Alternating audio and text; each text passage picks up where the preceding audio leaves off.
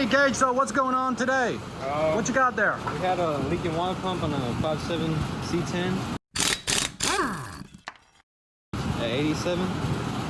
You see where it's getting corroded down here, and you see what it's coming. So it's been leaking for a while, huh? Yeah, and every time you start it up, it would start squeaking. I mean, originally we did this timing on it. We had the timing right, but now we just had the water pump. That's what I did today. I'll show you. Yeah, I see. Okay, let's go check it out.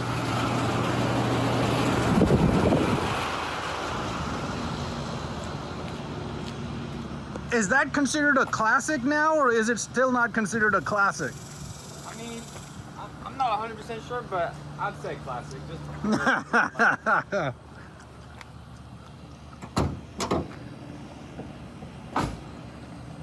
Just sacrifice. And folks, it's really hot here in Houston. Humid. Heck yeah. Oh yeah.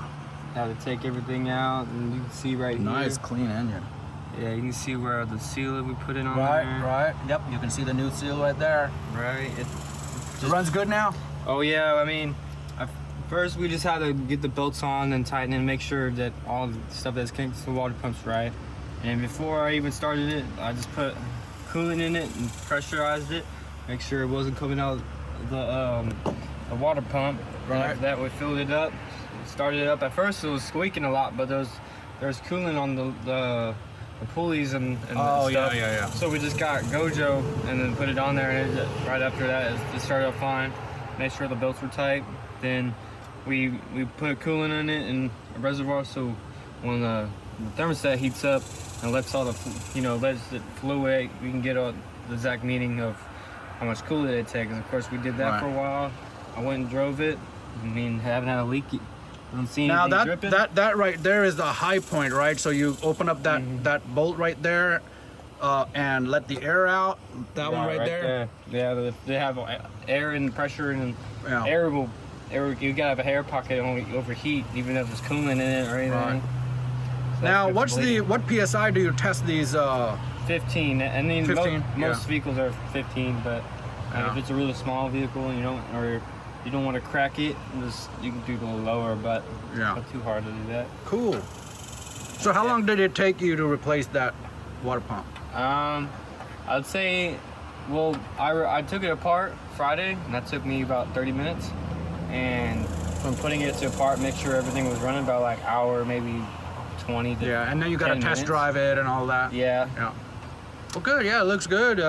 Man, there's a lot of room in these trucks, huh?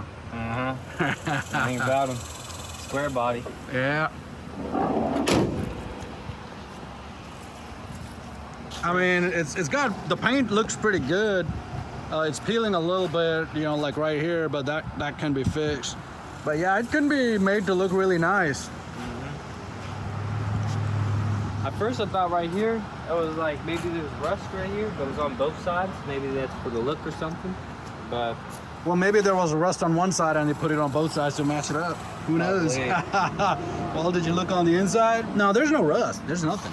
all right. Yep, there's no rust at all. It's clear. Yeah. Yeah, these trucks just look nice. How hard is it to get a windscreen for these? I see a crack in there. I'm not too positive about windscreens, but I mean, since it's an older model, you might be hard to find, huh? Maybe a junkyard. Maybe, but I want to check no junkyard. It probably got cracks in it too. Yeah. Wow. Nice truck. Yeah, that's about to say too. All right, and folks, tomorrow, hopefully we'll have some more video of changing the injectors on the big Ford. Let me show you the big Ford that we're gonna do the injectors on. Oh, by the way, you see these bikes? No, we don't work on bikes. They're just, toys for fun. So we don't work on those. So that Ford right there, we're gonna do the injectors on it. So hopefully tomorrow you'll have a full video on actually getting in there and doing the injectors. That should be an interesting and exciting video. How it's all done. Pressure testing the, what is that, the brake or the radiator? The reservoir. For the brake? Power steering? Where, right here? Yeah, that one. Oh no, that's the coolant. Is that the coolant? Yeah. I thought the coolant used to be on that side on these trucks, no? Huh. Yeah, that's the pressure tester. You see, Yeah. it's the pressure if you have a leak or anything. Oh yeah, so on these trucks the coolant is over there. I thought it was over here for some reason. Hey. That's a big tank. Yeah, see, there's not a lot of room in these trucks, but you can see all the radiators mashed up in there. Hey, does it look to you like the radiator is kind of slanted? Is that supposed to be that way, or? You have a lot of stuff in front of it, and so maybe it's trying to suck air and blow. But I'm wondering if it was like in a wreck at some point. I don't think so. Yeah. Yeah, because this all looks factory though.